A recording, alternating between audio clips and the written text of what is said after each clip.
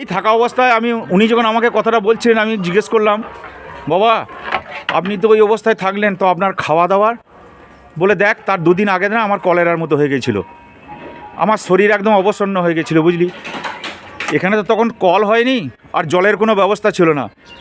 রাস্তার ওই পারে যে একটা পুকুর আপনাদের দেখাবো, ঘাটটা বাঁধানো হয়েছে, ওইখান থেকে গামছা করে একটু জল নিয়ে এসে দেখলেন যে একজনকে দুটো চিড়ে দিয়েছিল, বটগাছের হতে টাঙানো ছিল, সেই চিড়ে দুটো খেয়েছিলেন, আর সেই রাত্রিতে ওনার অজস্র পায়খানা হয়ে যায়।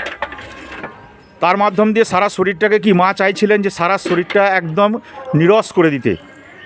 সেই অবস্থাতে উনি নিচে নামার চেষ্টা করেন, শরীরের কোনো ক্ষমতা ছিল না, অবসন্ন শরীরে উনি নিচে যেই নেমে যান, নামার পরেতেই বিচালি দিয়ে বাঁশ দিয়ে ওপরটাকে বায়ুশূন্য করে দেওয়া হয়, তারপরে কাদা দিয়ে তাকে চারিদিকে বায়ুশূন্য করে দেওয়া হয়।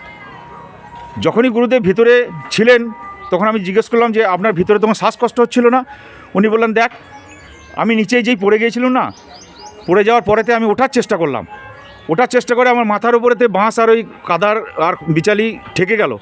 ঠেকে যাওয়ার পরেতে আমি চাইলাম যে মাথা করে ওটাকে তুলে দিতে, কিন্তু মা করলেন কি, মা সঙ্গে সঙ্গে ওনাকে বাহ্যশূন্য করে দিয়ে, বায়ুশূন্য করে দিয়ে ওনাকে মাতৃ জঠরে নিয়ে নিলেন, যেমন মাতৃ জঠরে শিশু থাকে। বললেন তারপরে আমার আর কোনো জ্ঞান ছিল না। তো আমি বলেছিলাম এই ভক্তদের যে যদি আমার এই চিমটেটা ভেতরে বাজে, এই কথাটা কিন্তু আমাকে বারবার বলেছিলেন ভক্ত বাবা, যে বইটা লিখে গেছিলেন তাতে কিন্তু উল্লেখ নেই।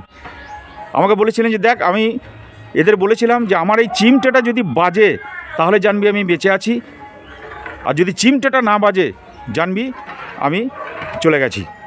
তো 10 দিন 10 রাতের আগে যেন খুলবি না।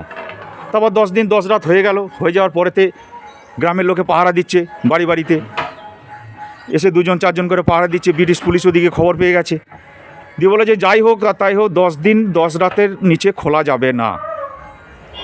খোলার পরেতে পুলিশ গ্রামের লোক দেখে শুনে খোলার পরেতে দেখছেন যে সারা শরীরটা ফ্যাকাশে হয়ে গেছে, বেঁচে আছেন কি মারা গেছেন কিছুই বোঝা যাচ্ছেন না। কি করে বোঝা যাবে? তখন একজন বললো যে এক কাজ কর দেখিনি, আঁচলো ভরে ভরে জল নিয়ে আয় গামছা করে, ওই ডোবা থেকে জল নিয়ে এসে যেই ঝাপটা দিয়েছেন, উনি তখন ওই খাল থেকে একবারে পদ্মাসনে ওপরে উঠে পড়েছেন, একদম মা তুলে দিয়েছেন, তুলে দিয়েই উনি মাটিতে পড়ে গেছেন।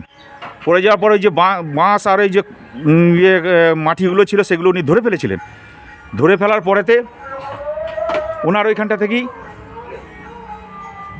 মুখ দিয়ে যে কথাটা ওঠে সেটা হচ্ছে ওং আর ক্লিং, এই বীজমন্ত্র মা আমাকে গুরু হয়ে দীক্ষা দিয়েছে, তোমরা এই বীজমন্ত্র প্রচার করো। এই কথা বলে উনি 14 বছর মৌন হয়ে গেছিলেন। আপাতত আপনাদেরকে এই কথাটা এখানেই বললাম, এরপরে আপনাদেরকে আরও তথ্য জানাবো আমি।